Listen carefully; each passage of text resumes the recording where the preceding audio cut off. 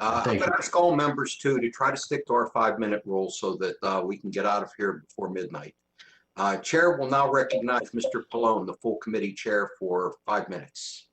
Thank you, Chairman Doyle. My questions are of Mr. Zuckerberg and Mr. Pichai, but I just want to say, after listening to the two of your testimony, you definitely give the impression that you don't think that you're actively in any way promoting this misinformation and extremism. And I totally disagree with that. You're not passive bystanders. You're not, nonprofits or religious organizations that are trying to do a good job for humanity. You're making money. And the point we're trying to make today, or at least I am, is that when you spread this information, actual misinformation, extremism, actively promote it and amplify it, you do it because you make more money. And so I kind of deny the basic premise of what you said. But let me get to the questions.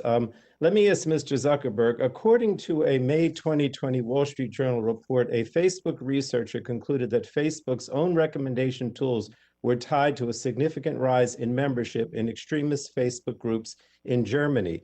I wrote to you last month requesting this research and related documents. I trust you'll fully cooperate with the committee's inquiry and provide all requested documents and information. But my question is, and please yes or no, were you aware of this research showing that 64% of the members in the extremist Facebook groups studied joined because of Facebook's own recommendations tools, joined these extremist groups in Germany? Were you aware of that, yes or no?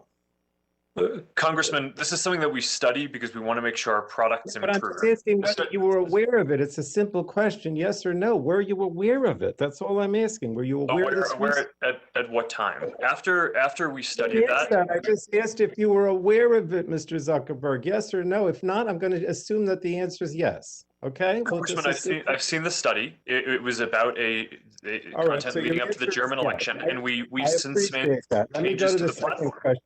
Which relates to that. You said yes. Okay.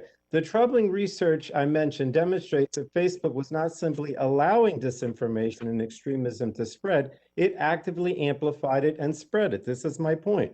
Nonetheless, Facebook didn't permanently stop recommending political and civil groups to the United States until after the January 6th insurrection, years after it was made aware of this research. The fact that Facebook's own recommendation system helped populate extremist groups compels us to reevaluate platforms' liabilities. Now, back to that Wall Street Journal article. Facebook's chief product officer, Chris Cox, championed an internal effort to address division on Facebook and proposed a plan that would have reduced the spread of content by hyperactive users on the far left and far right.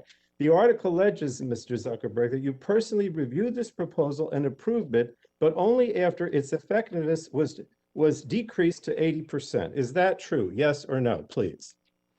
Congressman, we've made a lot of measures that aim to fight this content, including. Did you approve after its effectiveness was decreased to 80%? Yes or no? Congressman, I can't speak to that specific example, but we've put in place a lot of different measures, and in the aggregate, I think that they're effective, including. Did you review the proposal and approve it?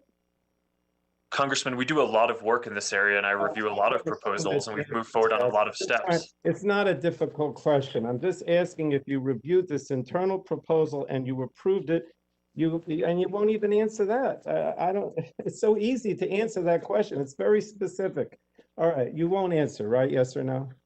Congressman, that's not what I said. I said I did review that, in addition to many other proposals and things that we've taken action on, including shutting off recommendations for civic and political groups. Did you approve it with the 80% decrease in effectiveness? Congressman, I don't remember that specifically, but we've taken a number of different steps on this. Let me go to Mr. Pichai. Mr. Pichai, according to the New York Times, YouTube's recommendation algorithm is responsible for more than 70% of the time users spend on YouTube. In fact, a former design ethicist at Google was quoted as saying, "If I'm YouTube and I want you to watch more, I'm always going to steer you towards Crazy Town." Mr. Pichai, is YouTube's recommendation algorithm designed to encourage users to stay on the site? Yes or no? Is it designed to encourage users to stay on the site? Yes or no? content responsibilities are number one goal, so that trumps everything. So And so I'm only asking, very simple, whether your YouTube's recommendation algorithm is designed to encourage users to stay on the site. Simple question, yes or no? that's not the sole goal, Congressman. That we But it is definitely one of the goals. So the answer is yes. Okay. So the bottom line is, simply put, your company's bottom line compel you to amplify extremist and dangerous content. You're not bystanders. And what happens online doesn't stay online. It has real world consequences. That's why Congress has to act, because you're not bystanders. You're encouraging this stuff. Thank you, Mr. Chairman. Gentleman's time has expired.